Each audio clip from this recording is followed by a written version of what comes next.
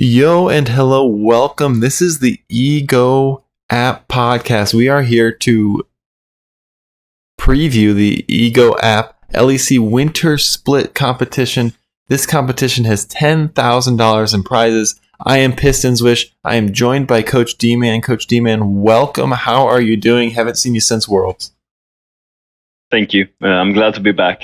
But it's been a very hectic period now after Worlds for me, assembling a team and getting ready for this new split myself as well. But I'm happy to be back and doing some content here for the Ego app. Yeah, we're excited for this one. Of course, you are a head coach for within the Ultra League of the Iron Wolves, and so you've got some knowledge here that I don't quite have. So we will definitely be using that.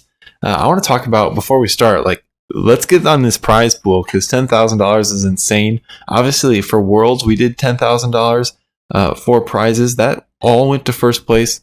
It wasn't my favorite that it all went to first, so we've got that changed here. $5K for first this time, $2.5K for second, $1,000 for third, $600 for fourth, $300 for fifth, then $100 a week for each weekly winner. And so the important thing to note there is, if you don't get in within the first week, if your first couple weeks suck, you still got a chance. So make sure you're keeping those lineups fresh.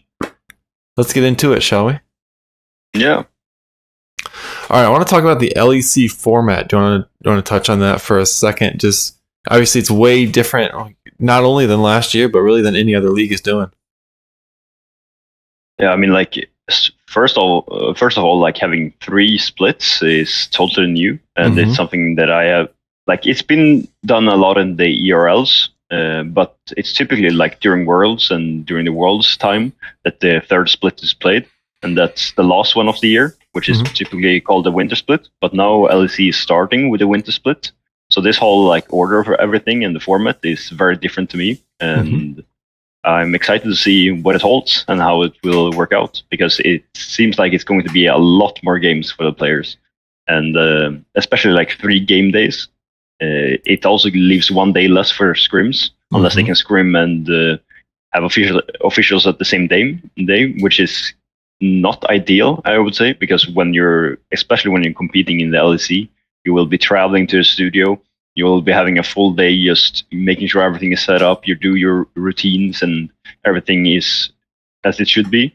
So 3 whole days of the week will just be committed by the players to play the official game, 1 game each day. So it's going to be a lot less practice, but it's going to be a lot more fun for us viewers, I would say. That's what I was going to say. From a fan perspective, I love it. I want the LCS to do the same thing. I'm sure from a head coach perspective, it's just terrifying to look at. Yes. So it's split into 3. Like we said, the whole year will be split into 3 splits, if I can say split more times. But even within the split, it's split into 3. Oh my gosh, the word split. 3 different segments. So we're going to start with a single round robin. So 3 weeks will be the first phase of this competition. Just a single round robin, so nothing to worry about with matchups or anything like that. Then we move to 8 best of 3s. Sorry, the top 8 move to best of 3s. We'll play a round of best of 3s there. Top 4 will then move to best of 5s, where they'll crown the champion. To get kind of into the format of the competition, in between each stage, you can reset your lineup. So don't worry about if you end up with someone on a player on a team that doesn't make it to the best of 3s, you'll be able to switch that up. You can designate your captains. So captains are 1.5 times points. And so that's really one of the most important things with this whole competition, is making sure your captain is on the right spot. You can change that every day, not during the games, but in between the games phase each day, you'll be able to change your captain. Cell tokens are a little different. If you guys played during Worlds as well, it was 2 per the whole competition. Obviously, you kind of use that to maximize the amount of games you can get. Now it's 1 per stage, and so it'll be an interesting strategy point that we'll get to. Where do you use your cell token in this first phase? You won't be adding games, and so we'll have to be looking at matchups and such. Point padding, there's some changes there too, but that's going to be irrelevant until the second stage. We'll have another episode before we go to the second stage, so we'll address it at that point. and then the scoring system. And so, any thoughts on the format? It's going to be 3 totally different stages. Really, I guess like what we saw in Worlds. Yeah, I mean, like the first stage is just what's worrying me a bit.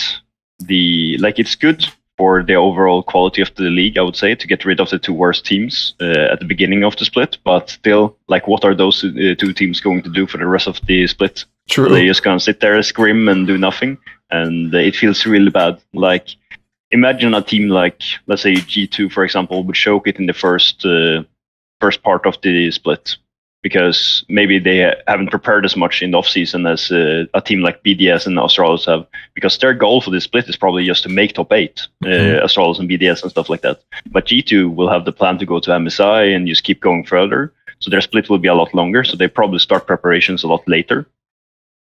So they might not come in to the split at the same form as some of the lower tier teams. So then we might see some upsets there, and it might cause for some very unfortunate situations with some of the middle of the pack teams, I would say. Yeah, no kidding. And especially, like, this happens every year. You get one of the favorites who will come out slow and get upset a couple times, but they have time to right the ship when there's 18 games. Like, you'll turn it around with only 9 games. I mean, if you lose your first 4, you are in trouble. It doesn't really matter how good your team is. I want to get into the scoring format here. So this is exactly the same as Worlds. If you're a part of the conversation, if you guys competed in the Worlds competition, the thing that's different about this than any other fantasy League of Legends that we've played or that I've played is that it's different per role, and so you're going to be scoring more for the same thing in top lane than you will in bot lane. And so just to specific that out, for top lane and jungle, they're the same. For kills, you're going to get 0.4 points. Assists are 0.2. Every death is minus 0.15. And every creep score is worth 0.02. And so if you look at that, every 10 CS is worth 1 assist. Every 20 CS is worth 1 kill in the top lane and the jungle. The mid lane and the bot lane, a little bit nerfed, if you will, I suppose. Kills 0.4. Kills will be 0.4 across the board. Assists 0.15. Deaths are minus 0.2.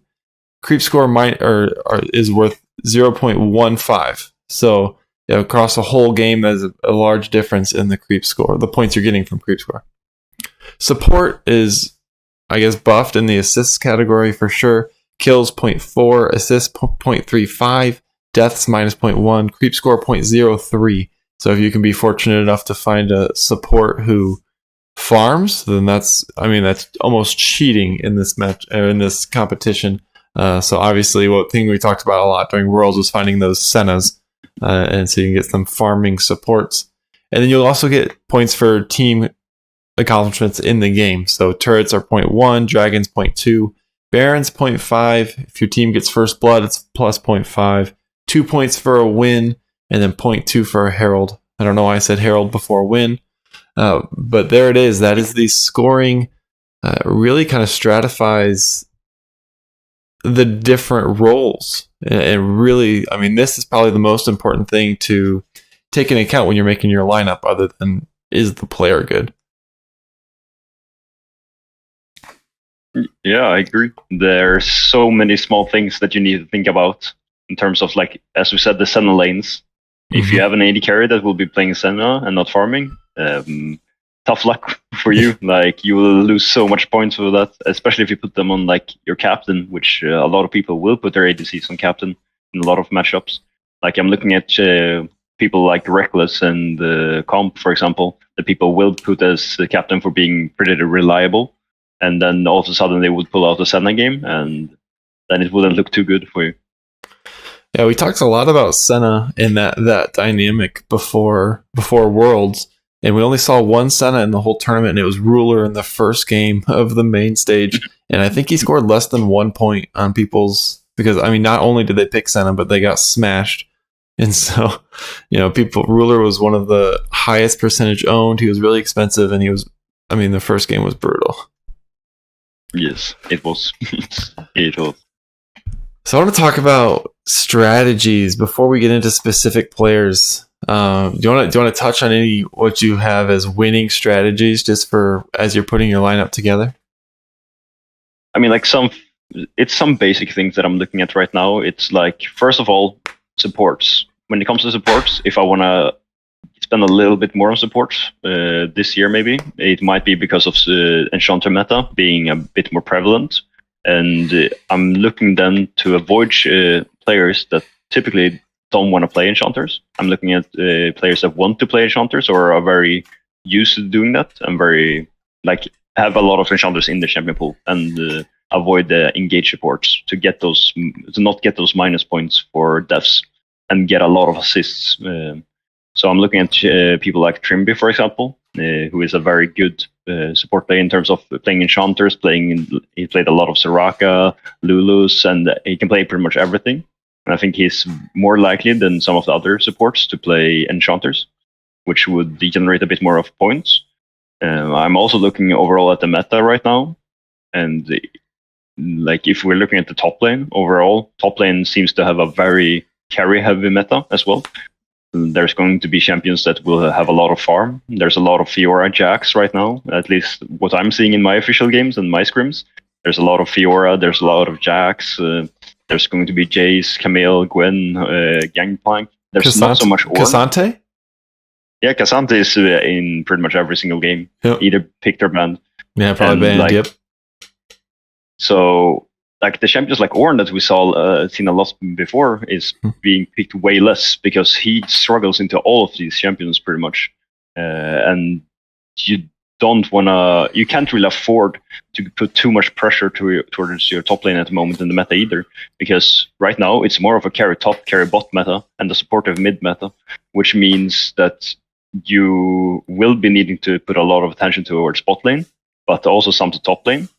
So if you would put a tank Ornn top against, for example, a Fiora, then you would need to put a lot more attention to that lane to help the Ornn to make sure that he just doesn't go 0-5.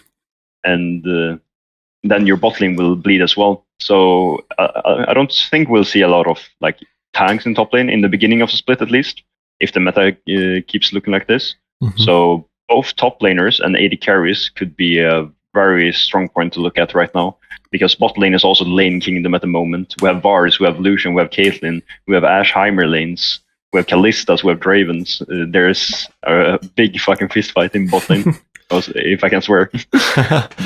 And in mid lane, it's more of priority champions that can game push and champions that can support and move to the side lanes and impact the side lanes in the early game.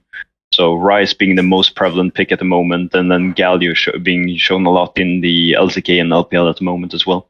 Mm-hmm. So for me, the only role that I'm a bit uncertain on right now is the mid lane, seeing how it goes. Because if it keeps being Ryze and Ryze gets through the draft and gets picked a lot, then mid laners will rack up a lot of farm and they will get a lot of points from that. And Ryze impacts the map like significantly more than any other mid laner at the moment.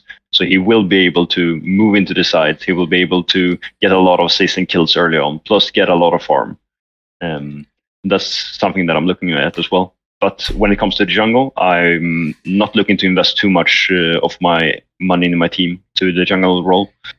Because you have mostly the supported roles, like you have Wukong, sure, but then you have things like Mokai, Vi, Sejani, Viego that are being played, Poppy as well.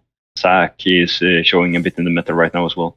So for me, what I'm looking at is bot and top lane to like secure my best players in those two roles, and then I need to think a bit more about mid lane and jungle, which one I'm going to go for, but top lane and bot lane for sure are the point earners for me. Yeah, and you touched on this a lot in that, and thanks. I love your input as far as meta. That is certainly your expertise. Almost what you have to focus on is who's going to get the resources in this competition, because the point system is pretty heavy on, honestly just CS, and so you want to pick people who are going to be strong side top lane. And maybe it's not even in this meta, it might not be strong side top lane as much as carry top lane is going to be able to eat up all that farm. That's why we talked about, Ryze would be an awesome pick. If your player's picking Ryze, he's racking up farm and impacting the map. When you look at someone like a Galio, who you also mentioned, also impacts the map, but doesn't really rack up farm the same way because he's not going to have that priority on the lane. Yeah, and so I think that's something to think about too as you look.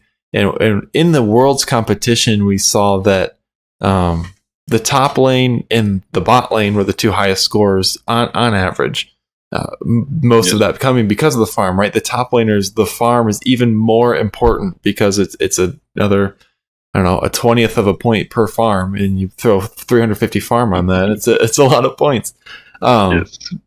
And then obviously AD carries most likely to rack up kills. One thing I wanted to mention too on the point you made about supports is that a support in a kill heavy game is actually going to score fine, especially if he's on a champion that can rack up assists, like the enchanters that you mentioned. I think of Karma, who presses RE and is going to get 5 assists in every team fight. Like, to be honest, because the assists are so buffed from a scoring standpoint on the supports, it's almost worth as much of a kill, and you can rack up. I mean, games aren't that bloody at the moment, but a high kill game, you get 25 assists. I mean, that's a huge score. And so while kind of the conventional wisdom would be supports the lowest scoring role, you need to spend the least on it. If you can get a support that's racking up assists, they're going to score just as well. And the gap between the best support and the worst is probably just as big or bigger than maybe in the other roles. But just something to think about there from a support perspective. I want to talk about specific players here, unless you have something else you want to throw in.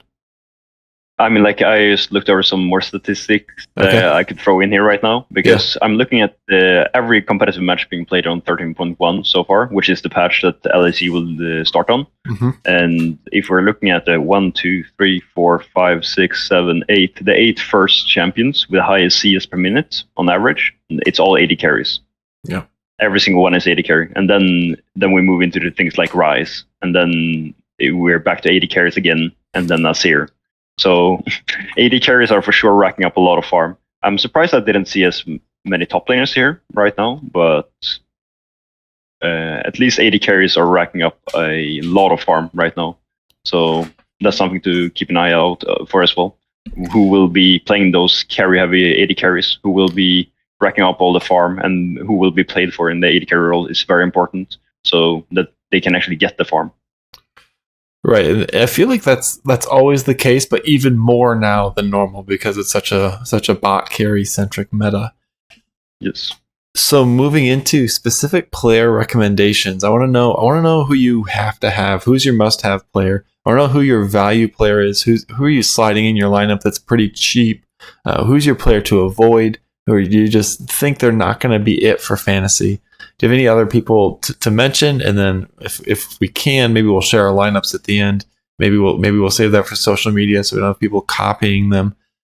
I want to hear your must-have player. I mean, I don't really have a must-have player as of the moment, but what I've seen is I'm looking at the top laners, for example, and Finn is a pretty reliable top laner. He's a pretty good top laner. He has a lot of pocket picks as well that he can put on a lot of pressure with, and he's so much cheaper than all the other top laners. So I think that might be something that I'm looking to a bit to secure. I wouldn't say he's a must-have, but could for sure make sure that you get enough value in your team and not be too bad of a choice to get a lot of points in the other roles. But if we're looking at 80 carries, I'm thinking of Reckless and I'm thinking of Comp. The only red flag I have for Reckless right now is he's typically the weak side player. He will be racking up a lot of farm, but in terms of the kills and assists and stuff, in a game where the game is very fast paced, I don't think he will rack up a lot of things. He will have some farm in from lane, but after that, if the game is very fast-paced, he will probably won't rack up too many points. The meta is also not suiting him too well right now. He's more of this weak side player. The Sarah Yumis could be what they would end up going for, but it's pretty easy to just ban one of those champions. The ban Yumi and you get rid of this Yumi Sivir, you get rid of the Yumi Sarah as well, and then I don't really know what Reckless will play. His champion pool is pretty limited in that sense, even though he's such an experienced player. Then we also have Patrick, for example, in Excel. Excel being a roster that's promising, but people have very split opinions on them. I think they can succeed, and they can also crash and burn. So it depends on if you're willing to flip the coin on it or not. But for me, if you're looking at the 80 carries, I would never go near Carsey, for example. I think he's way too much of a flip player. I would avoid it at any cost. The same with Kobe from Astralis. The only real options you have, in my opinion, without taking too much of a gamble, would be, as I said, Reckless. It would be Comp, Hansama, and Patrick. That's kind of my only choices in 80 carry role, since it's such an important role for me as well to choose one of them. So one of those four I would categorize as a must-have. Going outside of that, I would say you're making a poor decision. Okay. I don't have Carsey in my lineup. I don't know why you think I do. I definitely don't. Oh gosh, I threw my whole train of thought off. A must-have player for me when I was looking at value, as someone who, obviously I watch the LEC, I'm invested, but not quite as much as on the LCS side, which is more of what the podcast I do week to week it talks about. Man, I just can't stop hearing about Bo. Everyone just keeps talking about how good Bo is. Obviously, destroying solo queue year after year. That's who I'm putting in my lineup. I think. I think I almost have to follow the hype. We talked about it a little bit before we went live. Coin flip player. Yes, he's a coin flip player for sure. Like if you ever watch a single game of his solo queue, he's a psychopath. He does. He does things that shouldn't be legal in League of Legends. Like, I think that's why people love him. Yeah, he just runs into the opponent's jungle, no priorities whatsoever, and just does his thing. And half of the time he kills the enemy, and half of the time he dies. And he just flips the game like that, and he just keeps doing it. He can be 0-5, and he still goes in and tries to kill the enemy jungle. It's just, I don't know. It's a really psychopathic playstyle. Well, if nothing else, that means that Vitality will be fun to watch this split. I'm going to be excited for that. With all that being said, I'm looking at it, and Razork from Fnatic's only $3 more expensive. And so when I sit down and put my thinking cap on, that's probably where I'll end up going. I want to talk about values, so kind of the cheaper guys. You did kind of mention Finn there, which I don't know. Most of the power rankings I was looking at had Astralis as the worst team. So, do you have any thoughts there? Like, do you think he's going to be able to perform anyways? He's for sure on the worst team in the LEC, but I think he's a little bit above the level of Astralis as a top laner. I think he's a very good one. I might be biased as well. He's Swede just like me, so I might be supporting him a bit, but still, I think, especially in this meta right now, as we talked about, there's going to be this fistfights to top laners. There's going to be the Olafs, the Gwens, the Jaxes, the Camilles in top lane, most likely. And then we'll have a very bot-centric meta where people will focus their attention to bot lane and leave these kind of bruisers alone in the top side. And that will result in, even if you're on the worst team, you might be the better top laner in isolation, and you might get out ahead of that. And from there, you can snowball your lead. You can play side lanes. You can play pressure while your team is grouped, and you can rack up a lot of farm. You maybe don't rack up too many deaths, but you might lose the game anyways because your team is overall worse. Right. But I think you can still rack up a lot of points, as, for example, Finn in Astralis. If he plays side lane, he gets alone, left alone in top lane. I think he could rack up a lot of points. But as we said, just like with Bo, it's sort of a flip. So it depends on what you want to go with. Like if you want to try to gamble a little bit and get ahead of the rest, or but risking getting behind everyone else in terms of points, or if you want to try to stay solid in the middle and analyze everything. And once you have a good read on all the players, then on the next stage you go in all in. It all depends on how you want to approach it, I would say. Right. Some players I had circled from a value perspective was not Carsey. I don't know why you think it's Carsey. I had Rux on here. If you're willing to spend up a little bit on support, He's 192, so it's not too expensive. Not like Targamas, who was 109, 209. But obviously a support on a good team. Rux did a nice job filling in for Hylissang at the playing stage for sure, and so of Worlds. So I think that'd be a nice one. Yeah, my only problem with the Rux is he's a notorious engaged support player. Sure, he's not that much drawn to the things like the enchanters. Mm-hmm. He prefers to be on the engage and being like the one who's able to pull the trigger in the game. He's more of that type of leader in the communication and in the team environment. So he would want to play that forward role and maybe probably risk getting a lot of deaths than falling behind. Mm-hmm. And the same thing goes for someone like Lebrov, for example, which I see 44% of all players have, and he's also the cheapest player of everyone. It's also one of those players that I probably would avoid. He's on one of the two worst teams in the league. He's playing mostly engage. And yeah, I don't really see him as a value player, but he's very cheap. So it depends on how you want to look at it. Right. The funny part is that an engaged champion on a winning team can do all right, but an engaged champion on the losing team kind of just goes in and dies over and over. Yes. I think of some bad support of Moo games where it's just push Q and die on repeat. Anyone you're go ahead. Even if you're on the winning team with an engaged support, you're getting so much less value than if you were an enchanter in terms of points in the fantasy. True. So overall, like engaged supports in losing games, they will lose so much more. Yeah. And in winning games, they won't gain like more than an enchanter anyways. So looking for those enchanter players is really valuable. Yeah. Then again, I kind of feel like it almost doesn't matter what type of player you are right now. Everyone's going to play enchanters. Like everyone's on the Nami with the Lucian or the Yuumi with the Zeri. Anyone to avoid? Like who do you hate in this for their price?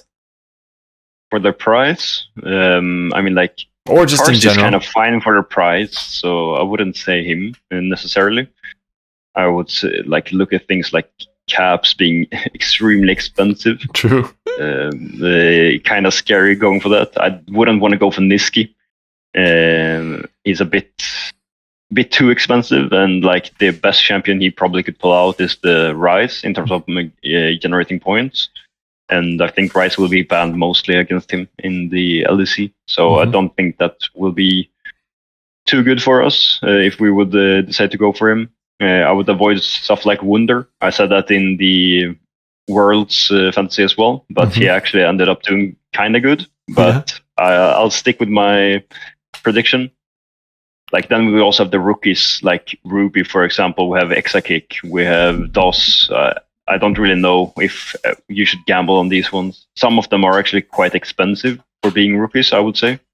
And me playing in the ERLs, having experience playing against all of these players, I wouldn't say that you necessarily should gamble on them from what I've seen, but that's just my opinion.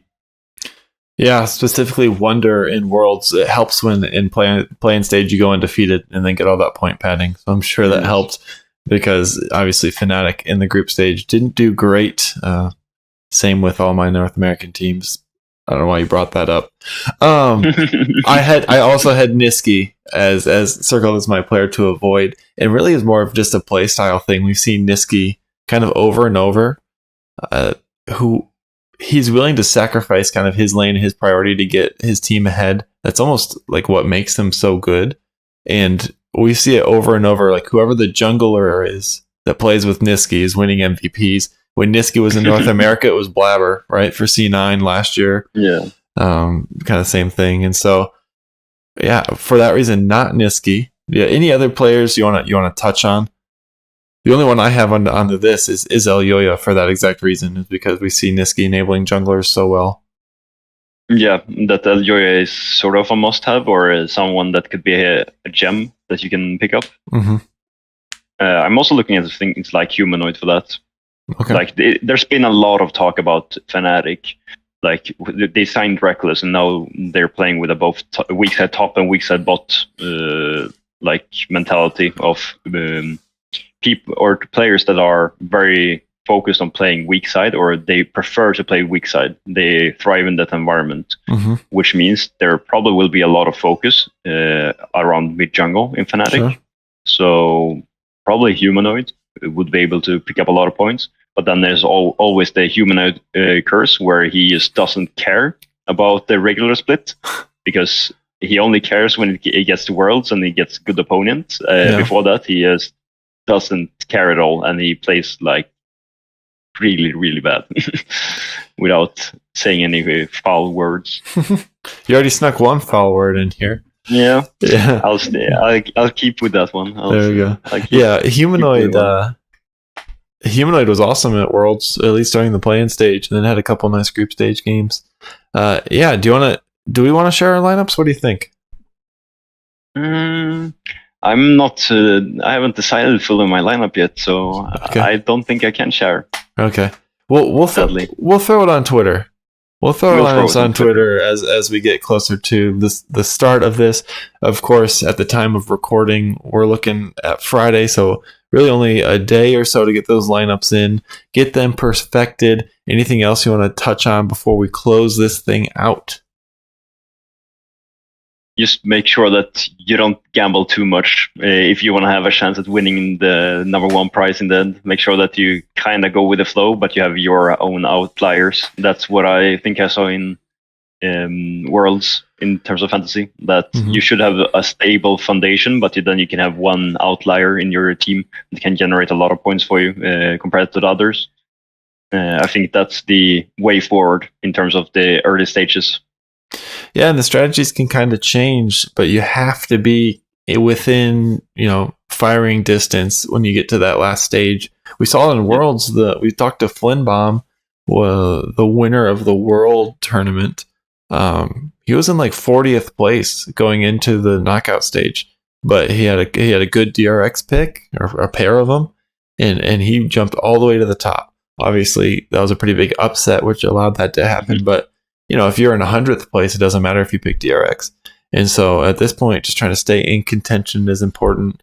And then obviously with the prize for each weekly winner, like, maybe your team's no good, but you get a good lineup or a good matchups one week, you can win yourself $100.